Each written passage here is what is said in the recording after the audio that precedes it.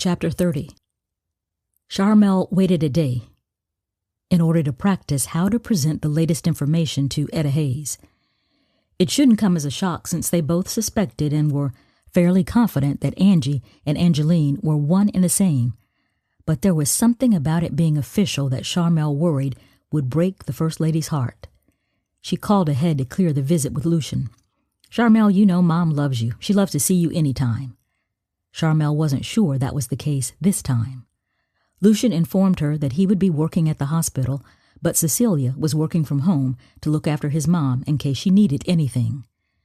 Sharmelle felt a little relieved that he wouldn't be there, and she knew Cecilia would give them some privacy. Cecilia, who always seemed to have an extra supply of energy, excitedly greeted her at the door. The first thing Sharmelle noticed was that Cecilia did not look like she was working from home. She had a full face of flawless makeup, not a single hair out of place, a crisp white blouse with a triple strand of pearls, and a tailored navy jacket and skirt, along with her signature 5-inch black heels. "Praise the Lord, your timing could not have been better," Cecilia said as she welcomed Sharmelle into their home.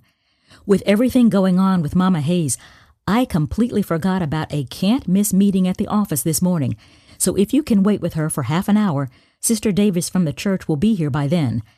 The ladies from the Missionary Society are taking turns to come by and visit with her. Sister Davis says she can stay until I get back from the meeting, which should only take a couple of hours." "Sure, Cecilia, don't worry. I can be here until Sister Davis gets here. We've got you." Cecilia yelled goodbye to Etta, and she was out the door, into her car, backing out the driveway, and headed down the road, much too fast for their quiet suburban neighborhood. Sharmelle found Etta Hayes serenely lounging on a sofa in the family room. "Sharmelle, dear, so glad to see you. And don't tell them I told you, but I'm glad Cecilia had her meeting so we can talk in private. Plus, she and Lucian have been hovering a bit too much. I'm ready to get back home and ready to sleep in my own bed." "Yes, ma'am, I'm sure you are, but they just want to make sure that we all want to make sure that you're fully recovered. We don't want any setbacks. Ain't nobody got time for that," which made them both giggle like little girls.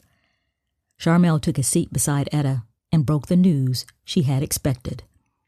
"We are certain that your former roommate, Angeline Douglas, is Angie Pierce." "Well, I can't say I'm surprised. That would be too much of a coincidence, as we discussed before. So Marcus married her." "Do you know when?" Etta asked. "We found their marriage certificate, 1964.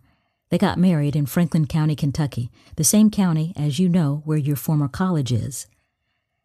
"That would have been the year I would have graduated if I had stayed." Sharmelle could see tears pooling in Etta's eyes. She wasn't sure what to say or if she should say anything, so she just reached over and held the First Lady's hand as the tears flowed. "Oh, I suppose you think I've lost my mind, thinking about a man I haven't seen in 60 years, after being married to a wonderful man I love dearly." "Miss Etta, I completely understand. Everyone knows how much Pastor Hayes and you loved each other, how much you meant to each other. I'm sure this news is difficult for you to hear, to know for sure." "It certainly is. I loved Henry. We had a beautiful life together. He treated me like a queen and treated Lucian as if he was his own, biologically, I mean. Most people don't know this, but I miscarried 2 babies after we married. We both figured God never intended for us to have any more children, so Lucian became the center of our world, and Henry could not have been a better father or a better husband. As time went on, I completely forgot about Marcus. When I saw Lucian grow up, I actually thought he started to look like Henry. I know that sounds silly, but that's just how much Marcus was in my past." They sat in their moment until Sharmelle spoke gently. "Now that we know, what would you like to do next? Does this change anything for you?" "No, I want to see him face to face. I want to tell him he has a son. Henry and I talked about this decades ago, but then never spoke of it again. It's time for this to be revealed." Sharmelle took a deep breath. "How would you like to proceed now?" "I want to go to Detroit."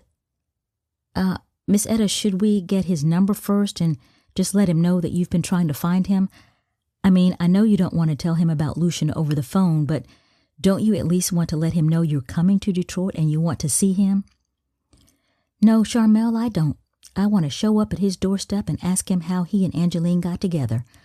Or maybe they were together the whole time and I was none the wiser. I want to see them both face to face. I want to go to Detroit. And I want to go tomorrow.